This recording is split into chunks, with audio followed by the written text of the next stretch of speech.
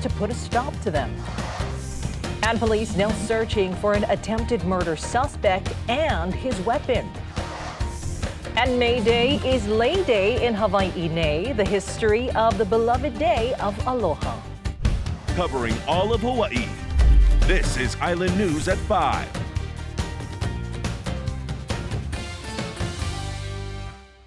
Well, as we come onto the air, take a look at all this. We begin with a live look at the Hawaii State Capitol, where union members are planning to march and rally on this May Day. They say that they're standing up for federal workers' bargaining rights after President Donald Trump signed 2 executive orders banning some from negotiating their pay and their benefits.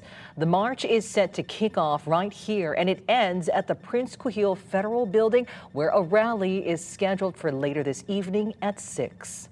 Aloha to you, I'm Lei Uikaholokula. Several rallies took place throughout the state and the globe as they united to fight exploitation of working people and slashing of jobs and resources. Our Eric Nacton joins us live in studio. He has our top story tonight. And Eric, you were at an earlier rally from this afternoon.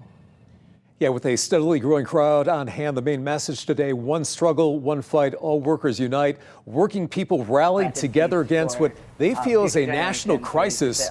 Thursday's event, part of May Day or International Workers' Day.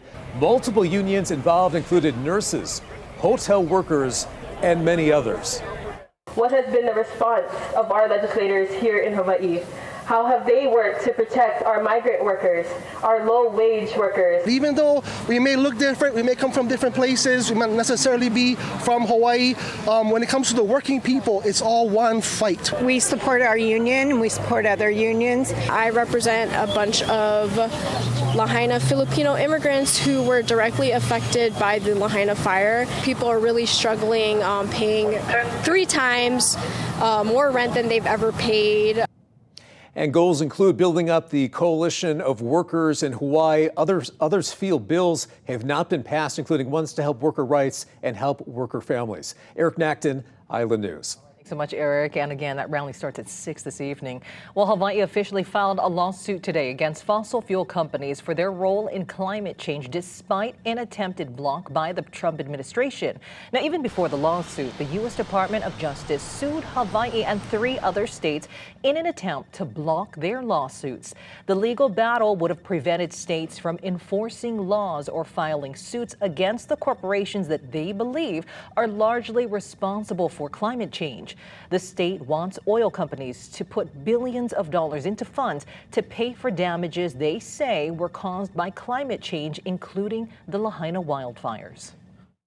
I've been wondering whether or not the right way to describe it is reckless. I mean, this lawsuit by the Department of Justice was filed before they even knew what Hawaii's state law lawsuit would include. And so it's hard for me to imagine how anybody could know whether or not Hawaii's state law claims violate the federal constitution. I'm struggling to understand the rationale that went into this. Well, the U.S. Attorney General says the lawsuit, quote, threaten American energy independence and our country's economic and national security. But others say this prevents people from protecting the planet. Coming up at 6 tonight, we're going to hear from environmentalists on this legal battle between state and the feds. Then in a separate lawsuit, Planned Parenthood Hawaii is taking the Trump administration to court yet again. This time, the nonprofit says new federal guidelines from the Department of Health and Human Services requires them to align their teaching with President Trump's executive orders. If the nonprofit refuses, it could lose its federal funding and local programs serving Kalihi youth. In more local news tonight, the father of Jonathan Frasier, the 21-year-old man killed by the late crime boss Michael Miskey, is demanding compensation for what he says is his son's wrongful death. William Frasier III filed the civil suit last month, accusing Miskey and his associates of causing the death of his son back in 2016. The suit claims they kidnapped, tortured and killed Jonathan in a revenge plot. Jonathan was the driver in a car crash that killed Miskey's son, Caleb, back in 2016. Then shortly after, Jonathan went missing and was never found.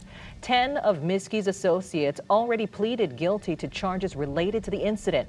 Miski died in prison waiting for sentencing.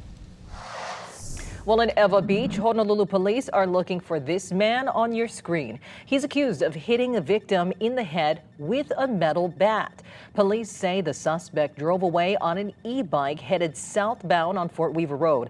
The man is described as wearing a pink hooded jacket, black pants, as you see there, red shoes, and a black backpack. The bike is described as being black with a camouflage pattern. If you've seen him, you are urged to call police.